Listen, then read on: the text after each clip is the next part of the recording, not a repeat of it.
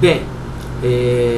entre as potências sensitivas internas, ou melhor dizendo, entre os chamados sentidos internos, faltou falar sobre a potência cogitativa ou vis-cogitativa, que é aquela segundo a qual, de acordo com Santo Tomás, o homem é capaz de captar, ao perceber o dado externo, algo como nocivo ou conveniente. Essa percepção já se dá sob a égide da razão, aquilo que Santo Tomás chama de razão particular, e isto é justamente o que diferencia esta potência, esse sentido interno do homem, do sentido interno que nos animais irracionais se chama estimativa, ou seja, é aquele instinto que faz com que o animal estime a realidade como boa ou má, nociva ou conveniente, como por exemplo um lobo é capaz de olhar para um coelho instintivamente percebê-lo como uma presa, ou seja, como algo conveniente para ele mesmo, para a sua sobrevivência, obviamente sem raciocinar, ao passo que se depara com um leão, o percebe como nocivo de imediato. A diferença, como eu disse, é que no caso do homem essa percepção já se dá sob a égide da razão particular, ou seja, o homem é capaz de estimar a realidade já com uma certa refluência da inteligência sobre os dados sensitivos, mas no caso aqui se trata ainda não da inteligência, porque estamos no plano sensitivo, e sim de uma certa razão particular. Aqui não nos custa lembrar que há uma outra tese muito interessante que vários mestres medievais defendiam, já afastando-se um pouco da gnoseologia aristotélica, que era a tese de que há no homem, na alma humana, aquilo que eles chamavam de razão superior e razão inferior. Santo Tomás acolhe essa terminologia e, com ela, quer nos dizer o seguinte: a razão superior, primeiro, não são duas potências distintas da alma,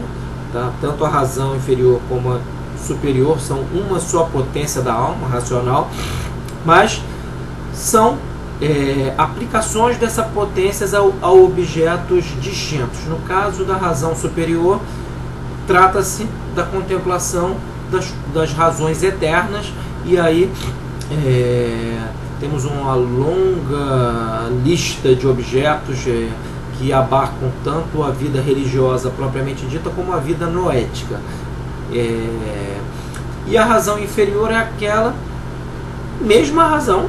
só que aplicada à observação das coisas contingentes. Então, num certo sentido, podemos dizer que o sentido interno que Santo Tomás chama de vis-cogitativa, justamente por se dar já sob uma certa razão particular, prepara aquela imagem captada pelos sentidos para que seja elaborada posteriormente pela razão, ou seja, para chegar à verdade, que é essa adequação entre as coisas e a inteligência. Então, recapitulando o quadro gnoseológico de Santo Tomás, então repitamos algumas coisas já ditas em outros trechos de vídeo. Primeiro, o objeto próprio da inteligência humana é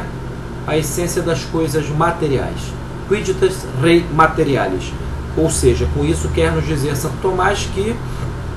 o homem não conhece diretamente a essência das coisas, mas conhece a essência a partir das operações dos entes, abstraindo-a das notas individuantes que são captadas pelos sentidos. Então, essa é a primeira coisa. O objeto primeiro da inteligência humana é a essência das coisas materiais, porque o nosso primeiro contato é com a materialidade de fato.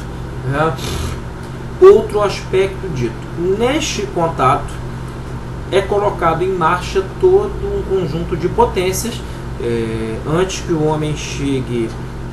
propriamente aos conceitos, e essas potências se iniciam nos 5 sentidos externos, tato, olfato, visão, audição e paladar, e que, ao deparar com os sensíveis, cada qual com o seu sensível próprio, por exemplo, é o objeto da potência visiva, a cor, né? E não da potência olfativa, enfim, e assim sucessivamente com os demais sentidos externos. Esse sentido externo, deparando-se com a realidade, imprime na alma uma imagem do objeto, que depois será elaborada. Por exemplo, se eu vejo um animal qualquer, já ouvi pela primeira vez, é necessário que eu o veja numa primeira vez, esta imagem fica gravada,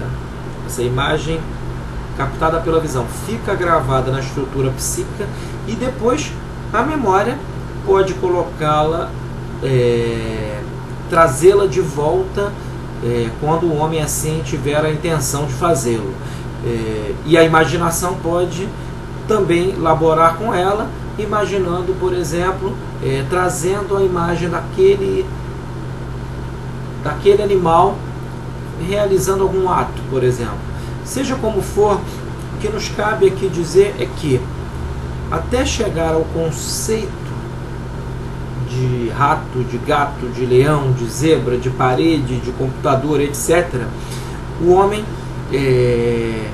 primeiramente faz com que essas informações passem por todo o seu aparato sensitivo. Não há, como imaginaram alguns intuicionistas, nenhuma espécie de cognição direta das essências. Porque quando, ao deparar, por exemplo, com um copo de mate, eu imediatamente o identifico como tal, isto não é uma intuição direta da essência de um copo, e sim que a potência interna da memória nos remete a algo que anteriormente havia sido abstraído, e, portanto, não há no caso humano nenhum tipo de conhecimento que não passe pela imagem, por essa imagem que Santo Tomás chama de fantasma, que é produto dessa captação das coisas pelos sentidos, e a qual depois é elaborada pelos sentidos internos, dos quais, como eu destaquei no vídeo anterior, jogam um papel-chave a memória e a imaginação para a tese que queremos defender aqui, que é de que